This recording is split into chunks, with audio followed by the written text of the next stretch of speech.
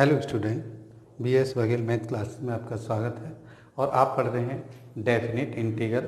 और definite integral में भी वो पार्ट पढ़ रहे हैं जो कि बहुत ही इम्पोर्टेंट है, मोस्ट इम्पोर्टेंट पार्ट है। इसमें से कभी कभी तो 2 क्वेश्चन आते हैं, नहीं तो 1 क्वेश्चन तो बिल्कुल आता ही है। 4 का है, 6 का है, यूपी बोर्ड में 8 नंबर का क्वेश्चन आता है। ठीक है, तो आप इसे बहुत ही ध्यानपूर्वक पढ़ें। एक ही एक्सरसाइज है और आप इसे बहुत अच्छा कर लेते हैं तो आप उस एक्सरसाइज में से क्वेश्चन आ जाता है। ठीक है, कुछ प्रॉपर्टी हैं, sum property of definite integral क्या है, आइए मेरे साथ मैं आपको बताता हूँ। ये है फर्स्ट प्रॉपर्टी, पी जीरो से रिप्रेजेंट किया है हमने। P zero equal to A to B F x D X equal to A to B F T D T. अगर ये लीनियर है, ये भी लीनियर हो, सेम हो, तो इनकी वैल्यू नहीं बदलती है। ठीक है, आपको ध्यान से पढ़ना है, प्रूव करने की कोई ज़रूरत नहीं है। बस ये आप 2-4 बार रिवाइज कीजिए। अगर आप कहीं चेंज करते हैं तो ऐसे चेंज कर सकते हैं। ठीक है, दूसरी प्रॉपर्टी सेकंड है P1। ठीक है, P0 से तो P1 हो गई a to B F x D x. अगर मैं इसकी लिमिट बदल दूँ, ए टू बी की जगह बी टू ए कर दूँ तो यह माइनस आ जाता है। ठीक है ना, क्या आ जाता है, माइनस आता है। तो ये P1 है। फिर है थर्ड है, ये है a to B F x D x. इसमें बीच में कोई पार्ट आ जाए, जैसे ए से बी है, ठीक है, यहाँ कोई सी आ जाए तो a to c c to b, मगर बीच में प्लस लगता है तो इसे लिखते हैं a to c f x D x c to B F x D x. ठीक है, प्रॉपर्टी नंबर 3 है a to B F x D x, इसे लिखते हैं a to B f a plus b minus x D x. आपको कुछ भी change नहीं करना, बिल्कुल ऐसे ही करना है। आ रही बात समझ में? तो ये क्या है, a plus b minus x D x, दोनों लिमिटों को जोड़ के एक्स को घटाना है। अब प्रॉपर्टी नंबर 4, ये भैया अगर आप जो है पढ़ रहे हैं इंटीग्रेशन, वो बहुत अच्छा आना चाहता है तो ये जो प्रॉपर्टी है मोस्ट इंपॉर्टेंट प्रॉपर्टी है। कौन सी है? प्रॉपर्टी नंबर 4, ये है 0 to A F x D X equal to 0 to A F A minus x D x. अगर कहें तो 3 और 4 हमारी सेम प्रॉपर्टी होती है, वहाँ 0 प्लस करेंगे तो यहाँ ए ही आ जाएगा। तो इस वजह से इसको कई बुकों में एक नाम से भी जाना जाता है कि मान लो P4 है तो ये भी P4 और ये भी P4। आ रही बस बात आती है कि जब 0 टू 2 है, 2a हो, तो आप ये समझ लीजिए कि f 2a minus x F x के बराबर हो, माइनस एफ एक्स के बराबर, तो इसका आंसर 0 होता है। ठीक है, अगर ये 2a माइनस एक्स कैसा हो, f ये हो एफ एक्स के बराबर, तो हम यहाँ पे लिखते हैं 0 to A F x D x या f x is even function. बात आती है प्रॉपर्टी नंबर 6, सबसे ज़्यादा ये यूज होती है, ये कई बार यूज हो जाती है, a minus a to A F x D x. तो आप ध्यान रखना है कि एफ एक्स ऑड फंक्शन है तो 0 होगा, इवन फंक्शन है तो क्या होगा, 0 to A F x D X. मतलब ये क्या होगा, इवन के लिए। ध्यान रखिए, ये भी हम बहुत यूज करेंगे और ये कंपटीशन में बहुत ट्रिक का क्वेश्चन बनता है इसमें। तो इसे लिखते हैं 0 to A F x D X. ये इवन फंक्शन के लिए, ऑड फंक्शन के लिए क्या है, ऑड फंक्शन के लिए 0 है। तो आपको बात समझ में आ गई, बहुत ट्रिकी क्वेश्चन बनता है। तो आप ये 6 प्रॉपर्टी को बहुत अच्छी तरह से पढ़ लेंगे। इसके बाद में एक्सरसाइज को टाइप वाइज हर क्वेश्चन को डिफाइन करते हुए, क्यों टाइप से पकड़ाएंगे तो आपको कोई प्रॉब्लम नहीं होगी। ठीक है, तो अब जो है इसको बहुत अच्छी तरह रिवाइज कीजिए, नोट कर लीजिए, स्क्रीनशॉट लीजिए, जैसा आप चाहें वैसा कीजिए। ठीक है, आप क्वेश्चन के साथ पहले इसे नोट करिए, फिर आपको क्वेश्चन कराते हैं। अब हम पढ़ेंगे एक्सरसाइज 7.11। 7.11 में बहुत ही आसान और बहुत अच्छे क्वेश्चन हैं, जिसे बोलते हैं कि भाई आप जो है परसेंटेज बनाने वाले क्वेश्चन है ना। और आप जो है इसको बहुत आसानी से कैसे करेंगे, आइए मेरे साथ मैं आपको बताता हूँ। क्वेश्चन नंबर फर्स्ट देखिए, मैंने लिखा है बुक में, एनसीईआरटी बुक में एक्सरसाइज 7.11 का क्वेश्चन नंबर फर्स्ट है। क्वेश्चन नंबर फर्स्ट के साथ मैं सेकंड आपको होमवर्क में दूंगा, तो वो पहले आप देख लीजिए फर्स्ट क्या है।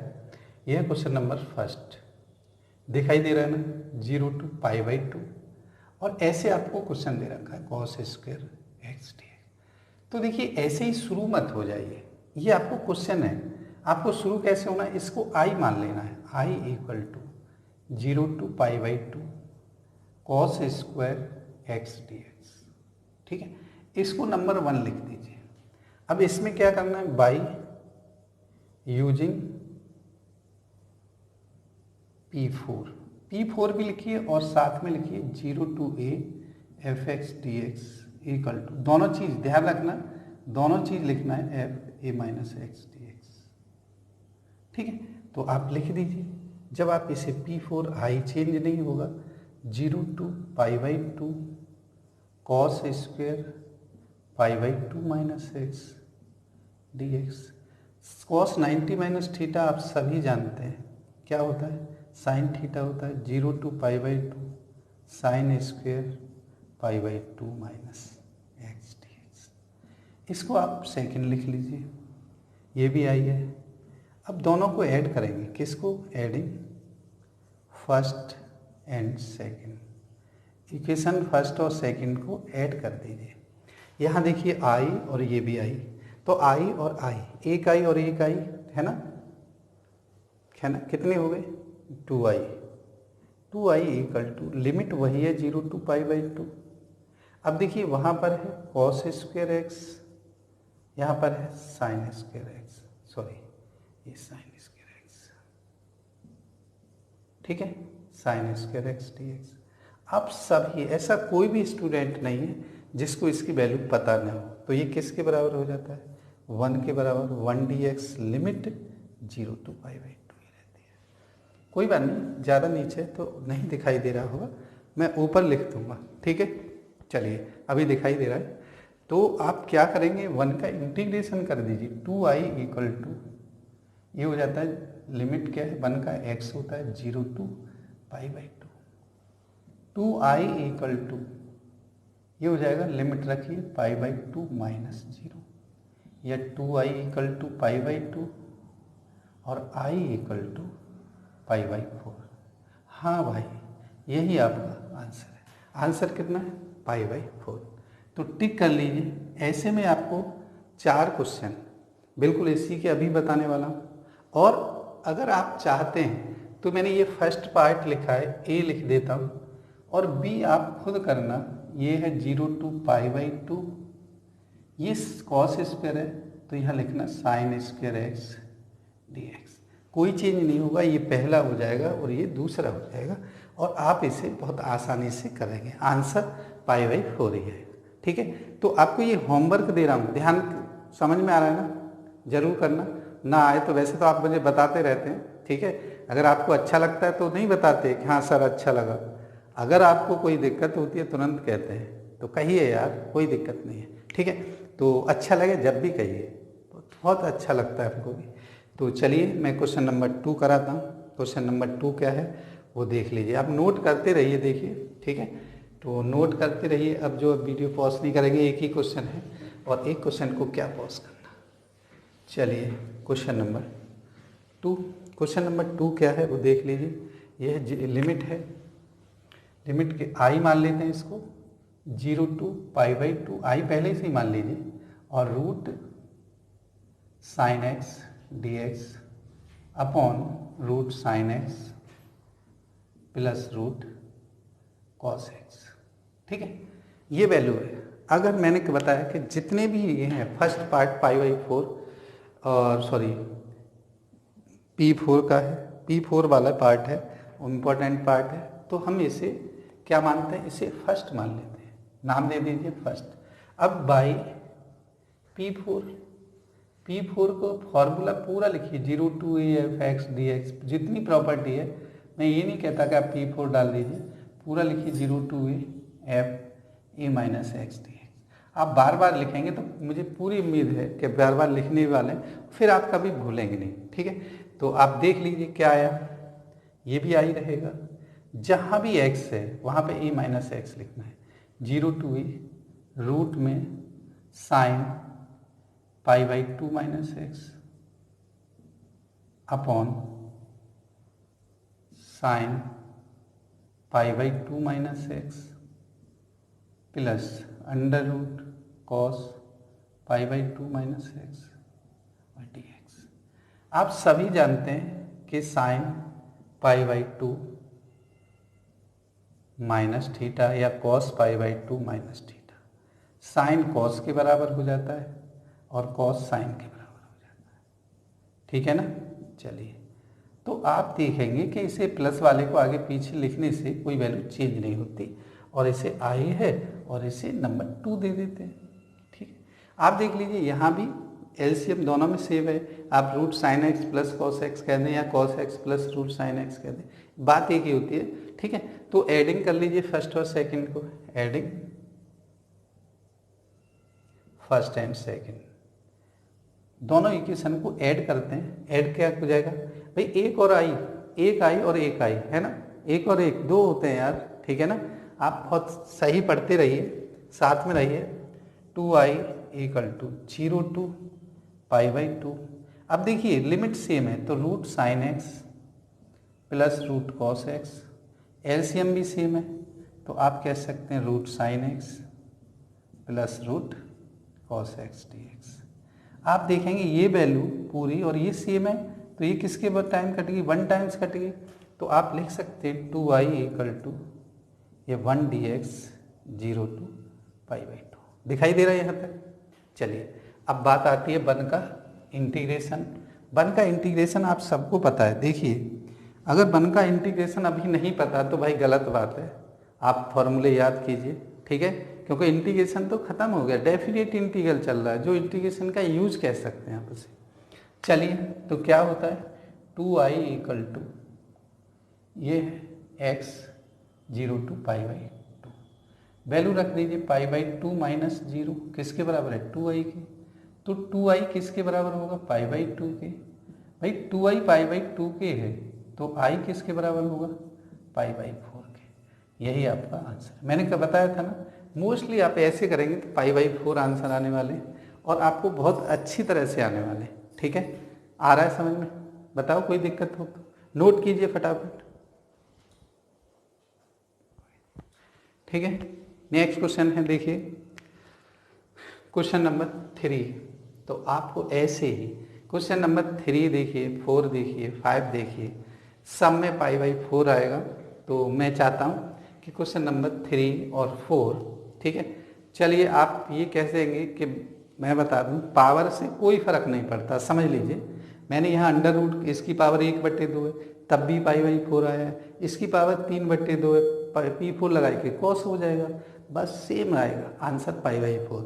इसमें भी π/4 आएगा। बात आती है क्वेश्चन नंबर 7 की। भाई एक आध तो करिए, तभी तो होमवर्क में आप बताएंगे कि क्या आपको होमवर्क दिया है क्या नहीं दिया।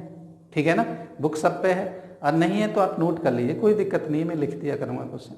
ठीक है, चलिए क्वेश्चन नंबर मैं पढ़ूंगा 7। तो 3 और 4 आप जो है आप कहेंगे 5 6 कहाँ गया, तो 5 6 इस पार्ट का नहीं है, टाइप का नहीं है, तो हमने इसमें नहीं रखा है। ठीक है, तो ये जरूरी नहीं है कि साइन और कॉस में भी p4 लगे, आगे भी p4 लगती है। तो क्वेश्चन नंबर 7 देखेंगे, ये है आपके सामने क्वेश्चन नंबर 7।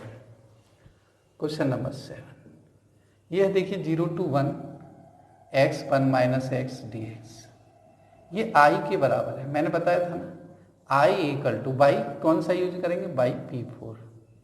p4 क्या होता है, 0 to a f(x) dx equal to 0 to a f a minus X dx। लगा दीजिए आप, इसमें डायरेक्ट करेंगे तो देखिए यहाँ n है, सॉरी लिख नहीं, सॉल्व नहीं कर सकते इसे, तो आप i इक्वल टू क्या लिखेंगे, 0 to 1, और देखिए x की जगह क्या रखेंगे, 1 माइनस एक्स, और ये 1 माइनस एक्स और होल पावर n dx। देख लीजिए ध्यान से, ये पेन कम चल रहा है तो दूसरा चला लेते हैं, कोई दिक्कत नहीं है। 1 माइनस एक्स, और इसे एक्सप्लेन करें 1 minus 1 plus X whole power n dx, तो कोई दिक्कत नहीं, 1 से 1 कट गया, और ये आया देखिए 0 to 1 0 to 1 1 माइनस एक्स की पावर n dx। किसके अंदर मल्टीप्लाई कर दीजिए, x की power n minus x into x की पावर n dx, क्या हो जाता है आप समझ गए हैं, 0 to 1 है ये।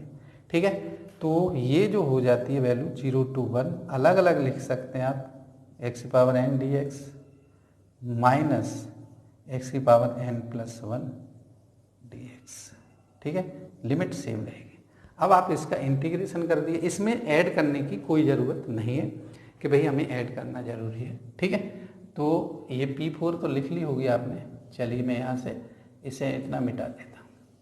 अब आप देख लीजिए क्या है, आपको पता है कि x की पावर n का इंटीग्रेशन x की power n plus one upon n plus one होता है और लिमिट है 0 to 1 प्लस, यहाँ देखिए x की power n plus one two है तो x की पावर n प्लस टू हो जाएगा n प्लस टू, ये भी लिमिट 0 to 1। इसका मतलब है 1 वैल्यू रखें यहाँ तो 1 की power n plus one upon n plus one आएगा, माइनस 0 आ जाएगा, x से 0 है, ठीक है। तो एक वैल्यू ये हो गई, पूरी रख रहा हूँ, कोई दिक्कत नहीं होनी चाहिए। 1 की पावर n प्लस टू है upon n plus two minus 0 है, तो आप कह सकते हैं 1 upon n plus one plus 1 upon n plus two आ गया। मैं नहीं चाहता कि आप इसे इतना ही छोड़ के आएँ, वैसे तो आप इतना छोड़ सकते हैं, आंसर भी आ जाएगा कि हाँ भाई ऐसा ही हो सकता है आंसर, ठीक है। पर आप चाहें तो एलसीएम भी ले सकते हैं इसका। अच्छा, तो देखिए यहाँ माइनस है, सॉरी, तो माइनस लगाए रखिए, कोई दिक्कत नहीं है, माइनस माइनस, ठीक है। तो ये माइनस है तो एलसीएम लिया n into N plus one into N plus two, भाई n प्लस टू इधर आएगा माइनस n माइनस वन इधर आएगा, n से n कैंसिल हो गया, 1 upon n plus one into N plus two आ जाएगा, ठीक है। तो ये आपका फाइनल आंसर है।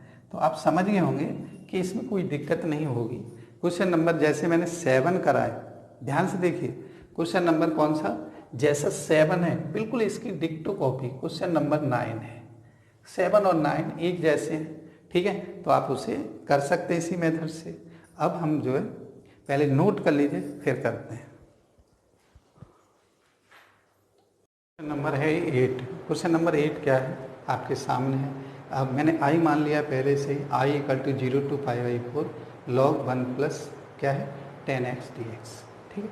तो आप देखिए इसमें बाई, इसे फर्स्ट मान लेते हैं, अगर यूज करने को आएगा तो कर लेंगे बाई P4 अब मैंने बताया जरूर लिखें 0 to fx dx।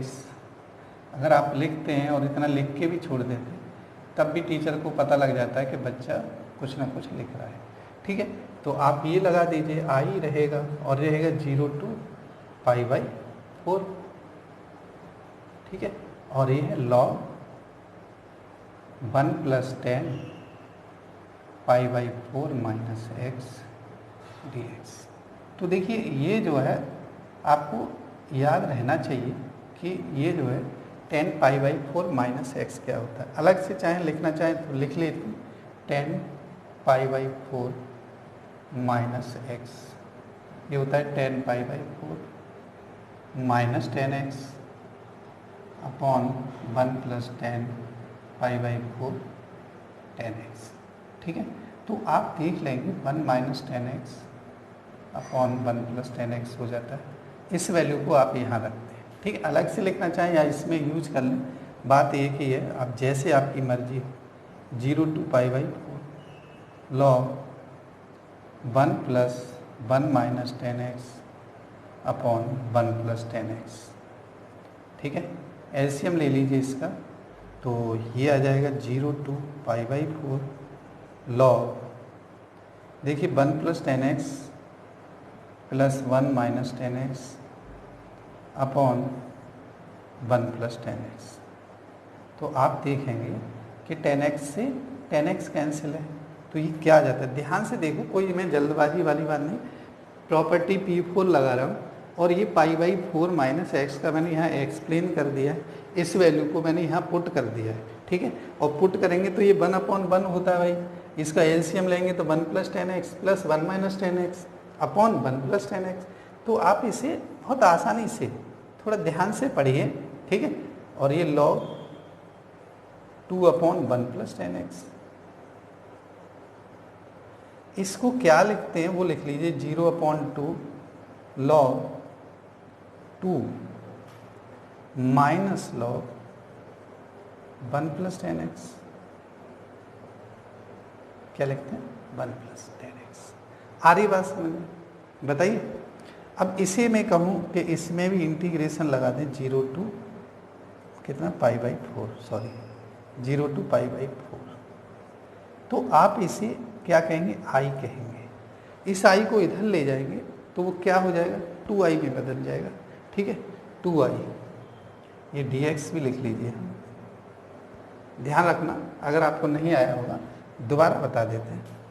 चलिए यहाँ से इसको क्या लिखते हैं वो देख लीजिए। इसे लिखते हैं 0 to π/4 log 2 minus log 1 + 10x। ठीक है, 1 + 10x dx। अगर मैं इसमें पूरे में अलग अलग लगाऊं प्रॉपर्टी तो ये हो जाएगा I = 0 to π/4 log 2 dx minus 0 to π/4 log 1 + 10x। आप देख लीजिए log 1 + 10x किसके बराबर है? I के, तो I रख देंगे यहाँ, तो ये है I और इसका log 2 बाहर, इंटीग्रेशन 1 का क्या होता है? x 0 to π/4 minus I। ये माइनस का I इधर आएगा, 2I हो जाएगा, तो ये है log 2, यहाँ रख दीजिए π/4 माइनस 0। इधर अगर आप रखें 2I = क्या हो जाएगा? π/4 log 2, आगे पीछे लिख सकते हैं। I = कितना हो जाएगा? π/8 log 2। ये आपका आंसर है। बहुत ही इम्पोर्टेंट क्वेश्चन है, ठीक है। ये कई बार एग्जाम में आया हुआ है, इम्पोर्टेंट क्वेश्चन है। मैं जितने भी इम्पोर्टेंट क्वेश्चन होंगे मैं भी देखिए NCERT या यूपी बोर्ड की सारे पेपरों का ध्यान रख रहा हूँ, कौन सा पेपर क्वेश्चन कब आया, तो आपको वो क्वेश्चन आना चाहिए, ठीक है। और मैं बताते जाऊँगा कौन सा क्वेश्चन इम्पोर्टेंट है, कौन सा नहीं है, तो ये आपको समझ में आ गया होगा, ठीक है। तो नोट कर लीजिए, क्वेश्चन नंबर 8 है, इम्पोर्टेंट क्वेश्चन है, ठीक है, नोट करिए।